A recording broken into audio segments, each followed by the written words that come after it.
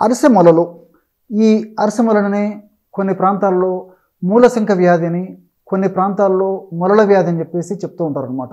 మూలశంఖ, మూలం అంటే మలద్వారము అనేటువంటి అర్థం, శంఖ అంటే బాధ.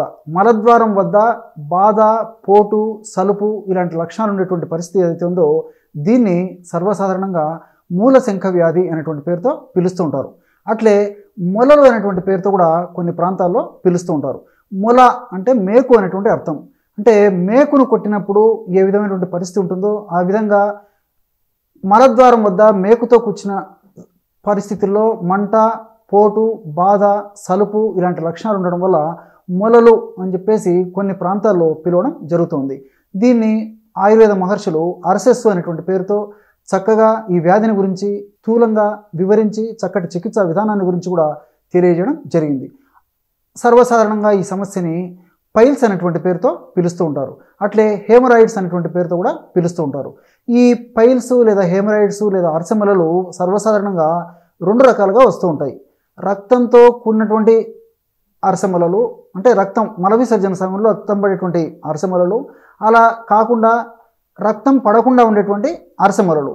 ఈ అరిసె మొలలో కూడా కొన్ని రకాల్లో నొప్పి, పోటు, మంట, సలుపు, బాధ ఎక్కువగా ఉంటే కొన్ని రకాల అరిసె మొలల్లో కేవలము మల విసర్జన సమయంలో రక్తం వస్తూ ఉంటుందన్నమాట.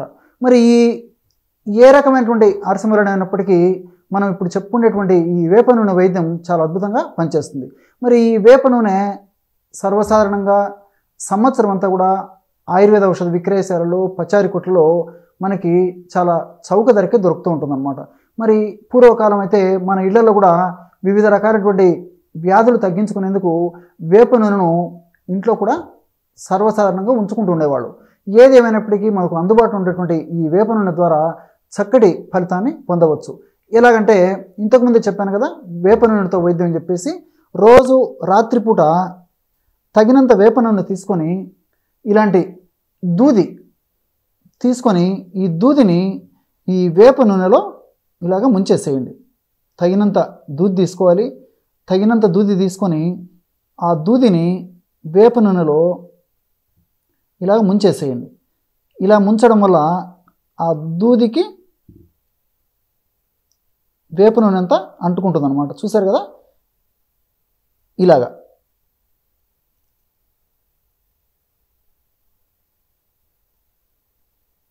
ఇలాగ బాగా తడి చేసేసి, చూసారు కదా, ఈ విధంగా దూదికి వేప నూనె బాగా అంటుకున్న తర్వాత ఈ యొక్క దూదిని మలద్వారం వద్ద మీకు ఎంత వీలైతే అంత లోపలి కూడా ఇది ఉంచుకోవచ్చు అనమాట. కాబట్టి ఉంచుకొని ఆ మలద్వారం వద్ద అలా పెట్టేసేసి పైన ఒక ప్లాస్టిక్ పేపర్ పెట్టేసేసి గోచిలాగా కట్టుకోవాలన్నమాట. కట్టుకొని ఉదయం పూట తీసేయాలి. ఈ విధంగా క్రమం తప్పకుండా రోజు రాత్రిపూట ఈ యొక్క పద్ధతిలో వేప నూనెను దూదితో తడిపేసి ఆ దూదిని మలద్వారం వద్ద ఉంచుకొని ఉదయం పూట తీసేస్తుండాలన్నమాట. ఈ విధంగా క్రమం తప్పకుండా కొన్నాళ్ల పాటు చేయడం వల్ల ఏ రకమైనటువంటి మూలశంఖ వ్యాధి అయినప్పటికీ చాలా చక్కటి ఫలితాలు శీఘ్రంగా వెంటనే సత్వరమే కలిగేందుకు అవకాశం ఏర్పడుతుంది. అంతేకాకుండా ఈ వేప నూనె ఉన్నటువంటి వివిధ రకాలైనటువంటి రసాయన తత్వాలు, రసాయన అంశాలు, రసాయన గుణాల వల్ల ఆ ప్రాంతంలో ఉన్నటువంటి ఈ పైల్ మాస్ ఏదైతే ఉందో, మొలలకు సంబంధించినటువంటి ఆ దుష్పదార్థం ఏదైతే ఉందో అది కూడా క్రమక్రమంగా సన్నగిల్లిపోయి చర్మంలో కలిసిపోయేటువంటి అవకాశం ఉంటుంటుంది. అంతేకాకుండా రక్తం పడకుండా కూడా ఈ యొక్క వేప నూనె ఆపుతుంది. వీటన్నిటికి తోడు ఇందులో ఉన్నటువంటి యాంటీ బ్యాక్టీరియల్ గుణాలు, యాంటీ ఇన్ఫ్లమేటరీ గుణాలు, తర్వాత పెయిన్ తగ్గించేటువంటి గుణాలు ఇవన్నీ ఉన్నాయి. కాబట్టి మరి ఆ నొప్పి, పోటు, సలుపు, బాధ, దురద ఇవన్నీ కూడా ఈ యొక్క వేప నూనె వల్ల తగ్గిపోతాయి అన్నమాట.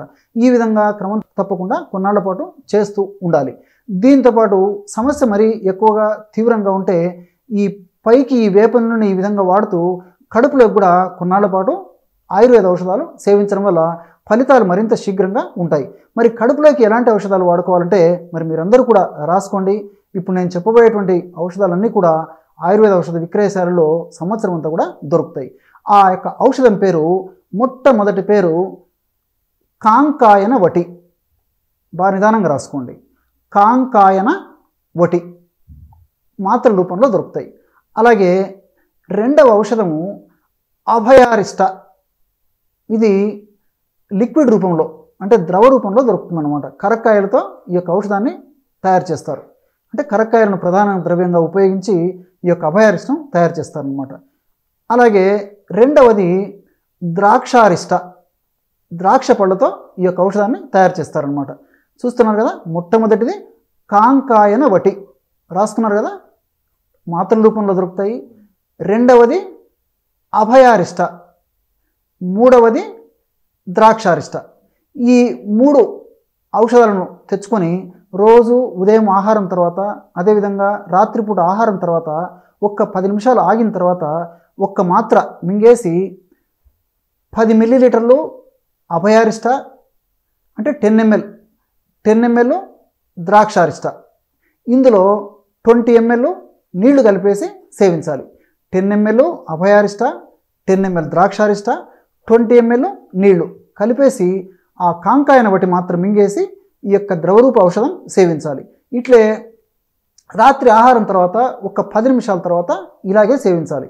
ఈ విధంగా క్రమం తప్పకుండా రోజు 2 సార్లు ఈ యొక్క ఔషధాన్ని ఆహారం తర్వాత ఈ పద్ధతిలో వాడుకోవడం వల్ల ఉన్నటువంటి సమస్య త్వరగా తగ్గిపోతుంది.